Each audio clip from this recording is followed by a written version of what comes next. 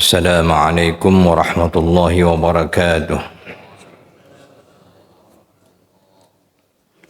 بسم الله الرحمن الرحيم.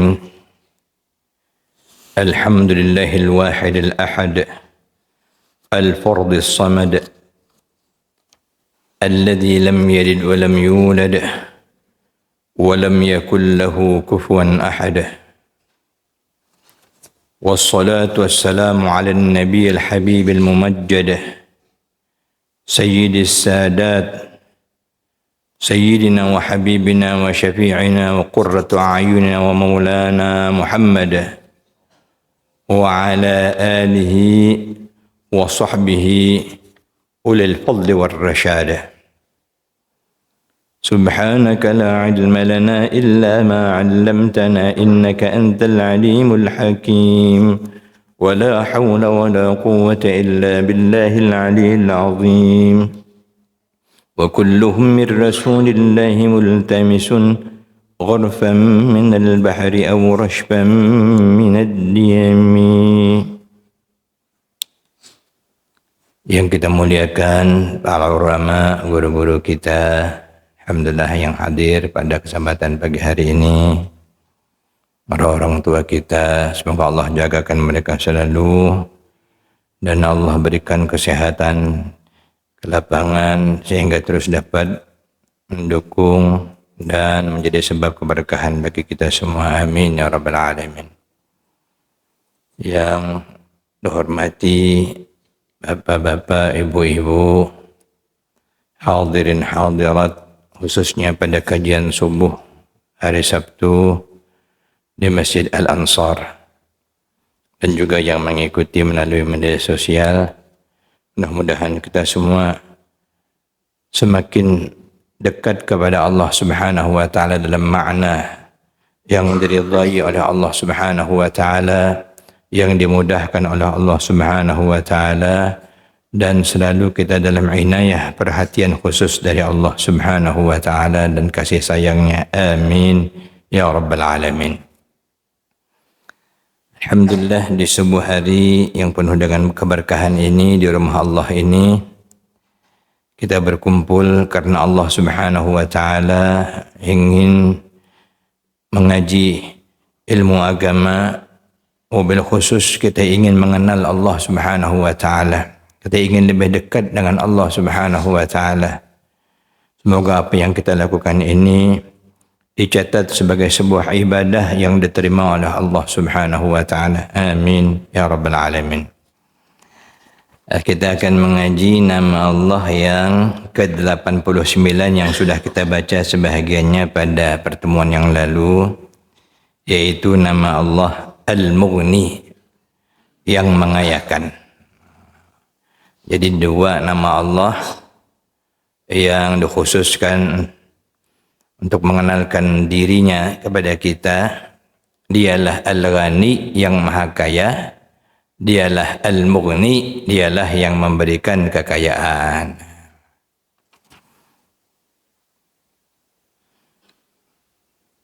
Qala al-musannifu rahimahullahu ta'ala wa nafa'ana bih. Paragraf yang bagian terakhir. Orang yang beriman dengan nama Allah Al-Mughni, akhlaknya adalah bahwa ia akan merasa kaya dengan Allah sebagai Tuhannya. Kekayaan yang tidak ada bandingannya, dia merasa kaya dengan Tuhannya. Cukuplah aku memiliki Allah Subhanahu wa ta'ala. Sebagaimana dulu ada kisah para sahabat ketika Nabi SAW membagikan al-ghanaim, harta rampasan perang,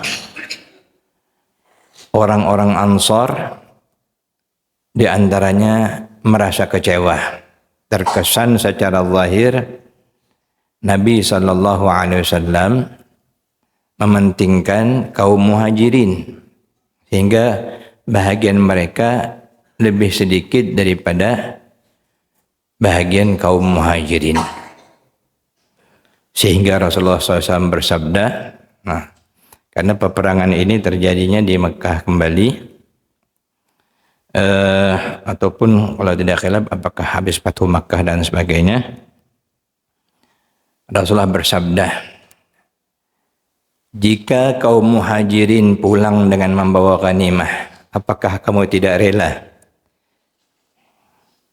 kamu pulang membawa Rasulullah? Jadi kaum muhajirin dilebihkan, tetapi ternyata imbalannya luar biasa bagi kesabaran kaum Ansar. Kalau kaum muhajirin pulang dengan hartanya, redakah kalian jika kalian pulang membawa Rasulullah? Subhanallah. Jadi ketika mendengar itu, kaum Ansar langsunglah mereka berteriak gembira. Tentulah, maka kami akan paling merasa bahagia ketika kami membawa Rasulullah sallallahu alaihi wasallam. Itu ya, subhanallah. Ini merasa kaya dengan Allah, termasuk merasa kaya kita menjadi umat Rasulullah sallallahu alaihi wasallam. Ia akan merasa kaya bertuhankan Allah, merasa kaya dengan Allah yang memberikan rezeki, yang memberikan nikmat, merasa kaya dengan Allah yang menolong, menjaga, menyembuhkannya dan sebagainya. Raditu billahi rabba wa bil islami dina wa bi sayyidina Muhammadin nabiyya wa rasulah. Aku rela Allah lah Tuhanku, aku rela Nabi Muhammad lah nabiku, aku rela Islam lah agamaku.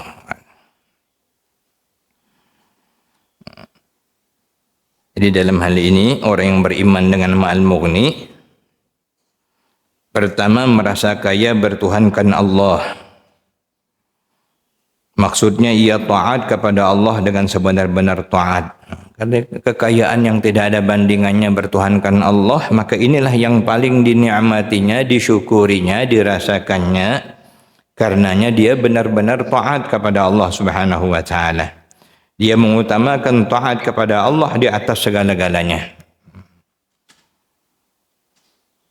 Seorang anak wajib taat kepada orang tua selama ketaatan itu tidak bertentangan dengan hukum Allah. Tetapi apabila bertentangan perintah seseorang dengan perintah Allah, tidak sesuai dengan hukum Allah, wajib mentaati Allah, tidak boleh mentaati termasuk orang tua sendiri. Jika perintahnya bertentangan dengan hukum-hukum Allah, dengan perintah Allah. La ta'ata li makhluqin fi ma'siyatil khaliq. Tidak boleh taat kepada makhluk apabila isinya maksiat kepada al-khaliq, kepada Allah Subhanahu wa taala. Bahkan haram hukumnya. Kecuali dalam keadaan darurat. Baru ada bedanya. Tapi kalau tidak ada, seseorang melarang kita ataupun memerintahkan kita, isinya bertentangan dengan perintah Allah. Kita nak solat, tak boleh salat kamu. Kamu harus duduk di sini. Apa pula duduk, gawe dah. Maka kita tidak boleh mentaati. Tapi kalau darurat, itu lain babnya ya. Umpamanya ketika kita mempunyai kemampuan naik haji, ada duitnya, sudah datang kesempatannya, sudah daftar dan sebagainya. Sedangkan orang tua melarang kita. Kita sudah masuk nih, tinggal nak berangkat. Orang tua melarang kita. Padahal dia tidak ada pula sakit parah, edak juga dan sebagainya, tidak. Maka larangan itu boleh tidak dipatuhi. Karena naik haji hukumnya fardu ain. Termasuk juga menuntut ilmu, hukumnya fardu ain. Jika seseorang melarang kita untuk mengerjakan fardu ain, maka boleh dilanggar. Kita mengaji, belajar, hukumnya fardu ain, wajib. Kecuali ada darurat. Dan kita berusaha untuk menyempatkan diri kita. Jadi yang fardu-fardu ain ini wajib kita utamakan. Kita ni malah terbalik. Kalau sempat aku ngajilah. Kalau tak sempat mau tak maulah. Nunggu sempat. Mestinya kita memang wajib menyempatkan diri. Karena fardu ain. Makanya mohon maaf. Ada di antara guru-guru. Misalkan sering ada acara tahlilan. Tadi bagus nih. Dibuat di masjid habis pengajian. Ada yang buat habis maghrib. Jadwalnya jadwal pengajian yang sudah dirutinkan dan menjadi wajib untuk terus merutinkan, apalagi jika ustadznya sudah ada. Tiba-tiba dia bilang malam ini kita liburkan karena tahlilan. Ada terbalik namanya, karena fardu ain. Maksudnya kalau ingin tahlilan, jangan pengajian diliburkan. Pengajian dulu, setelahnya baru tahlilan. Habis isya misalnya ya. Misalnya kalau ada acara 7 hari, 40 hari. Banyak tuh. Ustadz kata, tapi karena dihubungi oke lah. Ustadz malam ini libur kita pengajian. Apa Pak? Tetangga kita tahlilan malam ini. Nah, padahal kalau akan lebih baik. Karena itu adalah fardu ain. Sudah kita jadwalkan. Selagi kita sempat dan gurunya pun ada. Nah itu diutamakan. Ya, bagus nih. Dilakukan setelah kita mengaji, dari double pahalanya luar biasa dapatnya. Maka nih orang yang pengajian ini subhanallah, orang berzikir kepada Allah, orang yang mencintai Allah dan Rasulnya. Habis dia zikir, dia haus, dia lapar, ada yang ngasih makan. Dapat pahalanya, tambah pahala tahlilnya lagi dan sebagainya. Istri wajib taat kepada suami selama suami tidak mengarahkan kepada yang dilarang Allah. Kadang-kadang perempuan salah, dia tak ada taat kepada Allah karena ngikut suami. Awak pakai jilbab, suruh laki buka jilbab tu buruk, kata laki. Buka jilbab. Apa buka jilbab? Aku taat kepada suamiku. Tidak ada kena. Bertentangan dengan hukum Allah Subhanahu wa taala. Bawahan wajib taat kepada atasan selama atasan tidak menyuruh kepada hal-hal yang dilarang Allah.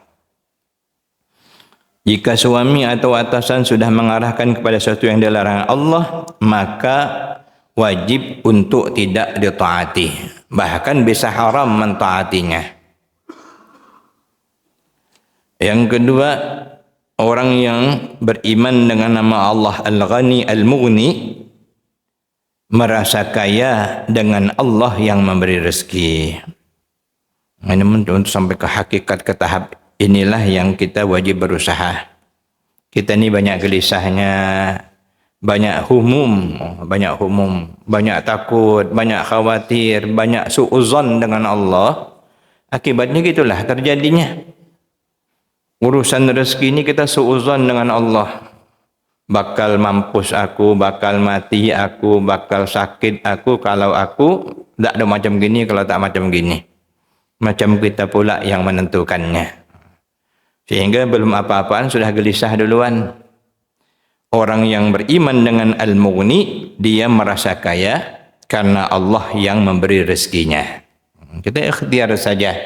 Kita meyakini rezeki tidak kemana karena Allah yang memberinya. Ini mengajarkan akhlak kepada kita agar tidak minta rezeki kecuali kepada Allah. Maksudnya hakikat yang memberi rezeki hanyalah Allah. Dan hanya Allah lah yang sesungguhnya yang memberikan rezeki kepada kita. Ini melalui sebab-sebab Allah beri rezeki kepada kita. Tapi bukan sebab itu yang menentukan. Tapi musabbibul asbab. Allah juga yang mengaturkan semuanya. Dialah yang maha pemberi rezeki. Dan ini tidak bertentangan dengan berusaha. Berusaha wajib kita jalankan ya, apapun usaha kita dengan bersungguh-sungguh dan baik, karena Allah senang orang yang bersungguh-sungguh jika menekuni sesuatu. Innallaha yuhibbu ayyara 'abdahu idza 'amila 'amalan ayyutqinahu. Allah senang jika melihat seorang hambanya yang menekuni sesuatu pekerjaan, dia bersungguh-sungguh. Tapi dengan syarat, jangan bertentangan dengan hukum-hukum Allah. Jangan melanggar hukum-hukum Allah Subhanahu wa ta'ala. Kenapa? Karena hakikat yang memberikan rezeki itu sendiri adalah Allah Subhanahu wa ta'ala. Artinya hati kita tidak minta rezeki kepada selain Allah. Hati kita semuanya wajib kita tauhid. Dulu kita kenal istilah tauhidul af'al. Segala yang terjadi ini sebenarnya sudah merupakan aturan Allah dan dialah yang membuatkannya. Makanya kita meminta rezeki hanya kepada Allah, bukan kepada selain Allah Subhanahu wa ta'ala. Tapi secara zahir itu biasalah. Kita minta gajian, kita minta upah dan sebagainya, itu bahagian daripada ikhtiar atau kasab sebagai keperluan kita. Nah, inilah maksud merasa kaya dengan Allah Subhanahu wa ta'ala, karena Allah lah yang memberikan rezeki kepada kita. Berusaha apa yang diperintahkan oleh Allah dan yang tidak dilarangnya, itu kita kerjakan ya, selama tidak bertentangan dengan hukum Allah.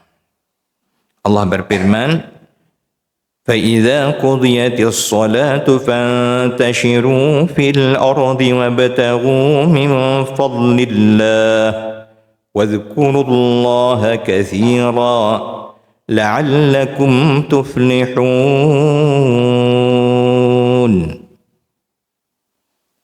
Cuman kalah lagu saya dengan Guru Wahab. Mantap Guru Wahab. Beliau ini kawan saya, subhanallah. Tenang kita. Sejak dulu hobi mengaji sama-sama di lokal itu. Kapan anda kawan kita Trismanto satu lagi, asal kosong-kosong nggak dengarlah suara Guru Wahab, suara Trismanto ini. Artinya apabila telah selesai solat maka bertebaranlah kalian di muka bumi. Tapi waktu panggilan Jumat haram kalau kita masih tetap berjual beli. Idza nudiya lis-salati yaumil jum'ati fas'au ila dzikrillah, segera menuju panggilan Allah. Wa dzarul bai', tinggalkan jual beli, tinggalkan kegiatan selama tidak darurat. Tapi setelahnya kita diperintahkan fa idza qudiyatis shalah fantashiru fil ardh, bertebaranlah kalian di muka bumi. Wabtaghu min fadlillah, carilah oleh kalian karunia Allah. Wadhkurullaha katsira, dan berzikirlah kepada Allah sebanyak-banyaknya. La'allakum tuflihun, agar kalian termasuk orang-orang yang mendapatkan keberuntungan. Di dalam berusaha kita diperintahkan agar selalu ingat kepada Allah. Jadi kita tidak boleh lupa dari Allah.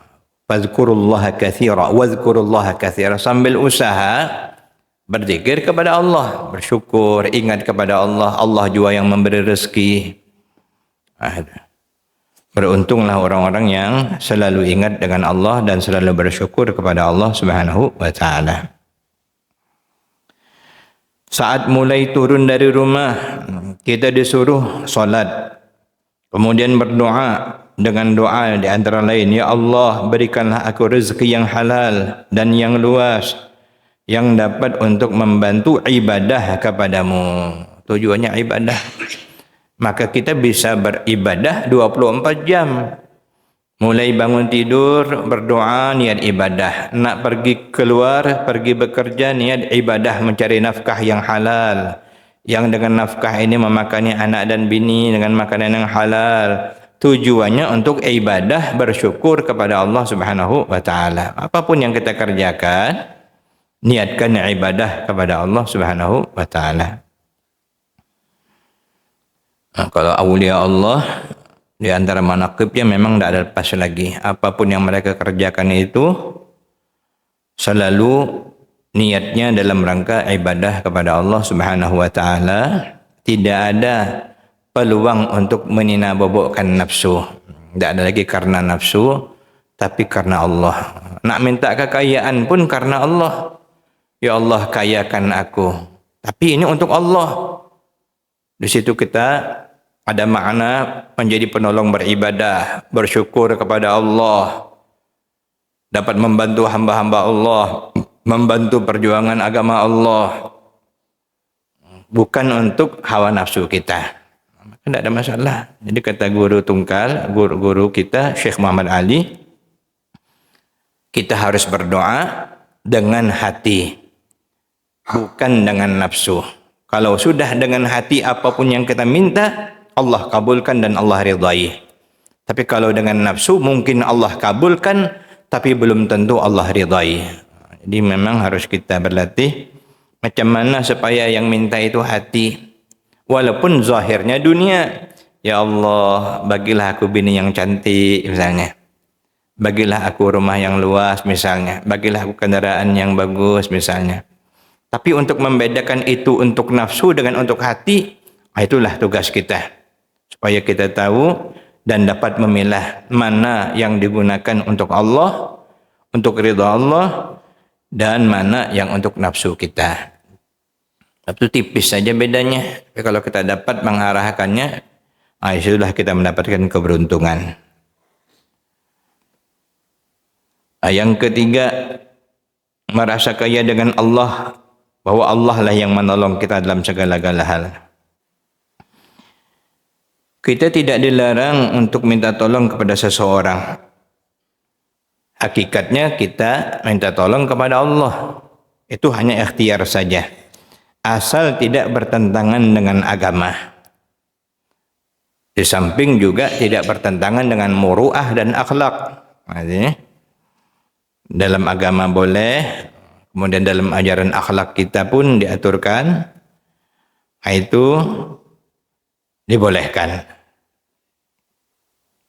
Nah, tapi hati kita tidak boleh berpaling bahwa kita hanya meminta tolong kepada Allah Subhanahu wa ta'ala.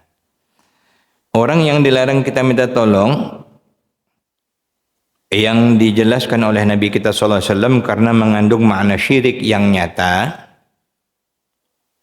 adalah meminta tolong kepada dukun misalnya. Minta tolong kepada dukun berarti tidak merasa Allah yang menolong. Minta tolong itu dengan dukun. Bawa ayam hitam, bawa ayam hitam naknya, bawa jarum, bawa beras, bawa ini, macam-macam bawa. Lalu mantra-mantra dibacanya. A'udzubillah. Sabda Nabi sallallahu alaihi wasallam, barang siapa mendatangi arraf, man ata arrafan aw kahinan, siapa yang mendatangi tukang ramal, dukun yang bisa nebak nasib, fasaddaqahu, lalu membenarkannya, bertanya dan membenarkannya, falam tuqbal minhu salat arba'ina lailatan, salatnya 40 malam ditolak oleh Allah, tidak ada terima. Bahkan dalam hadis yang lain mengandung kesyirikan, syirik, na'udzubillahi min dzalik. Tapi makna ini banyak. Ini yang jelas. Yang halus-halus yang kita takut, yang halus-halus jangan sampai ada kita merasa sesuatu yang menolong kita bukan Allah Subhanahu wa ta'ala. Tempat bergantung kita bukan Allah Subhanahu wa ta'ala. Ini paling berbahaya. Dulu mungkin pernah saya ceritakan, ada orang ketika kami cerita tentang wali Allah, dia langsung bilang, tidak ada wali Allah tu, aku tidak percaya dengan wali Allah. Ni yang wali katanya, nepuk dompetnya. Kalau tak ada ni tak bisa hidup gitu katanya. Qadar Allah kena stroke orangnya dan pun meninggal dunia. Na'udzubillah, tsumma na'udzubillah min dzalik. Ini nak jaga hati inilah kita perlu mengaji tauhid. Sebab kita harus bedakan mana yang ini hukum adat ni Allah yang ngaturkan juga semuanya. Hukum sebab akibat pun Allah yang ngaturkan, tapi kita wajib mempercayai yang menyebabkan, yang mengaturkan, yang memberi Allah Subhanahu wa ta'ala. Ini halus istilah perjuangan kehidupan kita sampai kita benar-benar memandang syuhud la fa'ila illallah, tidak ada yang memperbuatnya illallah, melainkan Allah Subhanahu wa taala. Makanya para aulia sampai kepada tahap ala inna awliya Allahi la khaufun alaihim wa la hum yahzanun. Ketahuilah para kekasih Allah itu la khaufun alaihim, mereka itu tidak ada takut kekhawatiran akan apa yang belum terjadi karena mereka minta tolong dengan Allah dan yakin dengan Allah. Walahum yahzanun, dan terhadap yang sudah berlalu pun mereka tak berduka cita karena sudah lewat, ya, tinggal untuk memberkaca diri, memperbaiki diri. Nah, kalau kita tidak, banyaknya nanunya, ya. Makanya banyaklah yang stres. Yang lebih unik lagi, belum terjadi stres duluan. Padahal belum lagi sudah membayangkan bahaya ini macam-macam, banyak betul analisanya. Tidak yakin kepada Allah, diberikan Allah lah kegelisahan ke dalam hati. Jadi kena latih betul-betul menanamkan ketauhidan kita kepada Allah Subhanahu wa taala. Apabila kita kehilangan sesuatu, sebaiknya berdoa. Mintalah kepada Allah. Contoh ini, ya. Ini ada contohnya, kehilangan sesuatu, datang ke dukun, minta carikan. Andai dapat, itu hanyalah istidraj, sengaja dikabulkan Allah, tapi bukan menambah kebaikan, tapi menyebabkan kesesatan. Karena kita minta tolong kepada selain Allah Subhanahu wa taala. Ini kadang-kadang cepat kabulnya. Anak kaya pergi ke Gunung Kawi misalnya, cepat. Jin berusaha menolongnya supaya dia sesat. Bagi kita yang percaya dengan Allah Al-Mughni, andai la sama Allah, mudahan tidak terjadi. Jika ada kehilangan, berdoa kepada Allah, minta kepada Allah agar barang yang hilang itu dikembalikan ataupun digantikan dengan yang lebih baik. Doa musibah diajarkan Nabi, Allahumma ajurni fi musibati wa akhlifni khairan minha wa akhlif li khairan minha. Ya Allah, berilah pahala bagiku atas musibah yang menimpaku ini dan gantikan aku dengan yang lebih baik. Kadang-kadang ada sebab, kalau tak ada diberi musibah tak berganti-ganti, digantikan Allah dengan yang lebih baik. Kadang-kadang kita tidak ada sadar tuh, yang sederhana aja lah dalam kehidupan. HP kita rusak, udah lama, dah 3 tahun 4 tahun pakai, rusak, sedih kita. Padahal Allah nak ganti dengan yang baru, dah ya, pahat yang baru pula, dapat pula Fold 6 misalnya, dah ya. Alhamdulillah wa syukurillah. Jadi setiap hal itu pandang dengan positif. Dah diajarkan Islam semua sebenarnya. Berpikir positif, melakukan sesuatu dengan penataan yang baik, itu diaturkan Islam semua. Dan itulah makna kita bergantung dengan Allah Subhanahu wa taala. Sebab tawakal itu maknanya bukan kita pasrah, tapi kita ada gerak. Gerak itu dinilai oleh Allah Subhanahu wa taala dan dapat pahala dan bersungguh-sungguh. Namun kita yakin dan kita memandang dengan lahir dan batin, yang memberikan kekayaan kepada kita, yang menyukupkan kita, yang membela kita, yang menyembuhkan kita dan sebagainya, la fa'ila illallah. Tidak ada yang memperbuatnya melainkan hanya Allah Subhanahu wa taala. Kalaupun belum, dua pilihan antara syukur dan sabar. Jika sesuai dengan apa yang kita inginkan, kita bersyukur. Jika tak sesuai dengan apa yang kita inginkan, kita bersabar. Fadzalika khairul lahum, kata Nabi, itu semuanya baik bagi orang yang beriman. Cuman kita inilah yang kadang karena kita tak ada tauhid yang kuat, stres, sehingga ketika stres bukan tambah jadi bagus, banyak hal-hal yang menjadi tambah tidak baik. Na'udzubillah, tsumma na'udzubillahi min dzalik.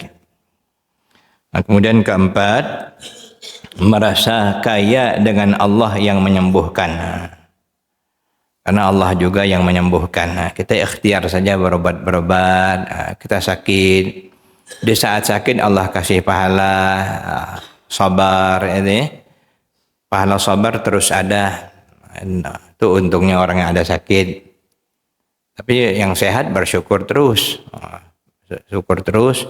Sebab tapi kadang memang banyak kapan sehat lupa bersyukur kepada Allah, dibuat Allah sakit baru ingat. Gitulah manusia ni. Tapi semuanya baik jika kita bersyukur dan bersabar karena Allah Subhanahu wa taala. Maknanya bukan berarti kita dilarang berobat, tidak. Tidak ada orang salah paham. Kita wajib yakin Allah Maha Syafi, Allah Maha Mughni. Cukuplah Allah. Tak mau dia berobat, tak mau ikhtiar dan sebagainya. Ini keliru pemahamannya. Jadi kita tetap dianjurkan berobat. Beliau bersabda sallallahu alaihi wasallam, "Tadawu ibadallah, wahai hamba-hamba Allah, kalau kalian sakit berobat," kata Nabi. Berobat dibolehkan asal pun dengan obat yang dibolehkan pula dan kepada orang yang dibolehkan pula sesuai dengan ahlinya. Obat pun tentu kita pilih yang halal, jangan pilih yang haram selagi masih ada yang halal. Nanti dapat informasi, Ustadz mau dah aku tunjukkan obat yang paling manjur misalnya, apa tuh, makan darah ular misalnya. Ya kan ada masalah nafas, ada yang itu yang menganjurkan, cepat Ustadz makanlah darah ular sawo atau jantung ular sawo tuh. Berpikir pula saya mungkin lah ya. Tapi selagi masih ada obat yang halal yang jelas, kita utamakanlah yang jelas dulu.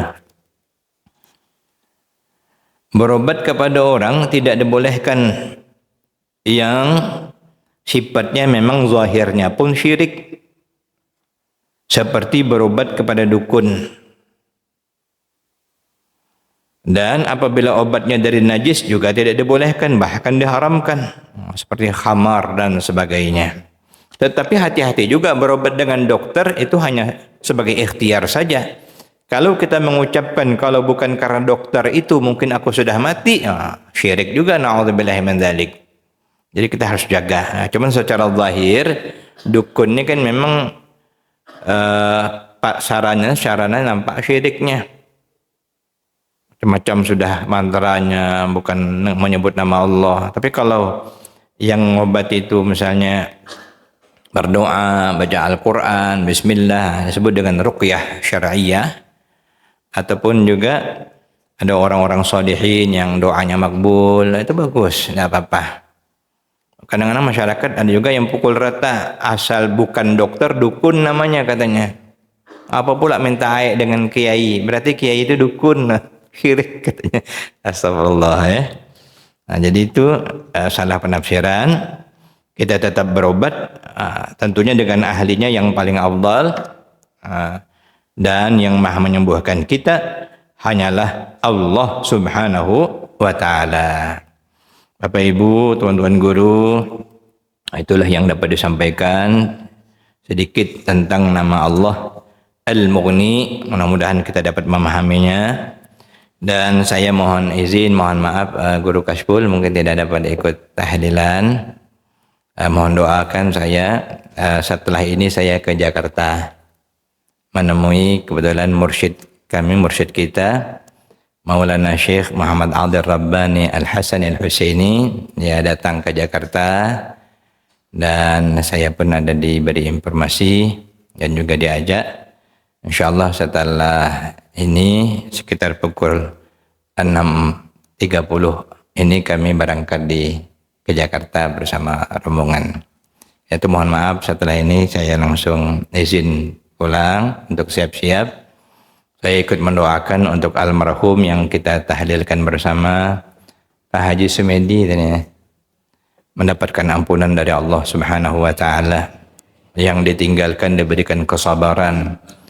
Apapun yang dilakukan amal-amal soleh termasuk tahlil, bersedekah kepada kaum muslimin diterima Allah dan menjadi sebab ampunan dan rahmat bagi almarhum, dan kuburnya dilapangkan oleh Allah Subhanahu wa ta'ala. Dan semoga kita semua apabila kita dipanggil Allah adalah orang yang dipanggil dalam keadaan husnul khatimah. Amin ya rabbal alamin.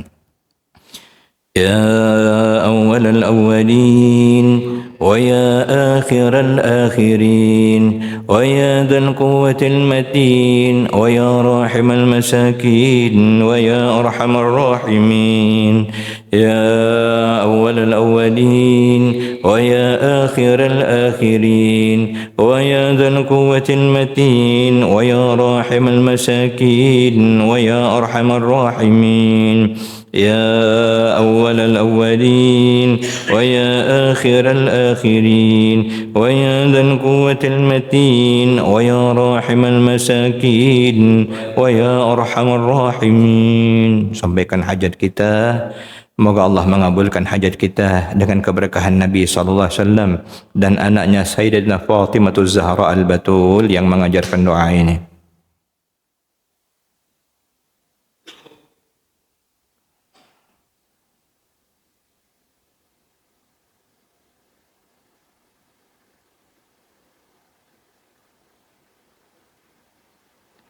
نصر من الله وفتح قريب والله خير حافظا وهو أرحم الراحمين وصلى الله على سيدنا محمد وعلى آله وصحبه وسلم والحمد لله رب العالمين. استودعكم الله تعالى. السلام عليكم ورحمة الله وبركاته.